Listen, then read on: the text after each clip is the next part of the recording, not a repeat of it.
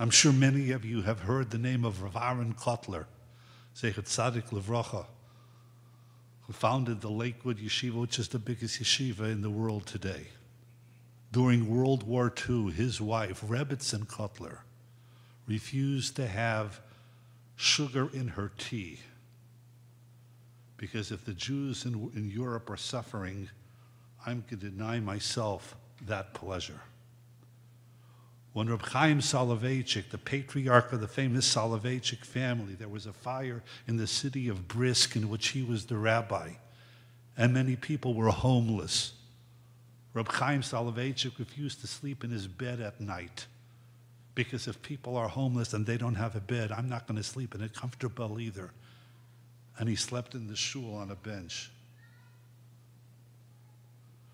During the first Gulf War, when Scuds were flying on Israel, Rabbi Eliezer Shach, the head of the famous Ponev Yeshiva in Eretz Yisrael, slept in a fashion in which his head was on the side of the bed.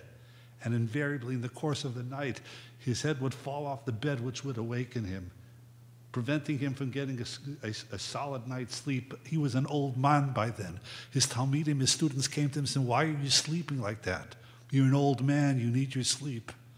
He says, "You know why? Because when American boys came to me and they said that their parents want them to come home from Israel because they're afraid that they'll be killed by the Scuds, and I told these boys that if they learn and they study Torah in Israel, I take the responsibility and they won't be killed." He says, "Because of me, parents are not sleeping a good night's sleep in America, and if parents aren't sleeping a good night's sleep, I'm not going to sleep a good night's sleep." That's Naisi B'olam Chaverei.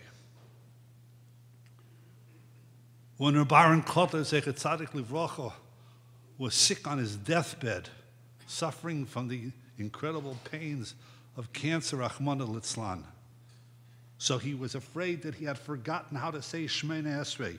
You can imagine that. The man that knew Shas like his fingertips, the entire Talmud, but was afraid that he couldn't remember the words of Shemini Atzeret.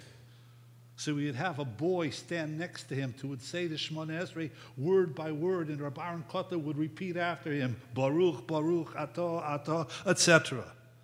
And they got to the bracha of Rufainu, when we ask for to help people who are sick to get better.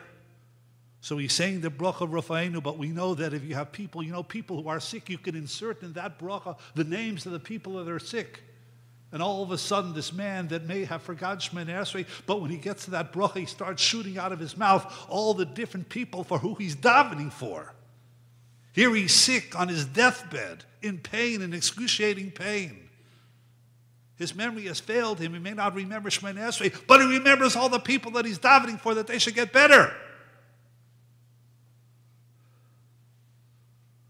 That's what's called Naisi B'olam Chaverei. That's what's called sharing the burden. That's what's called empathy. That's what's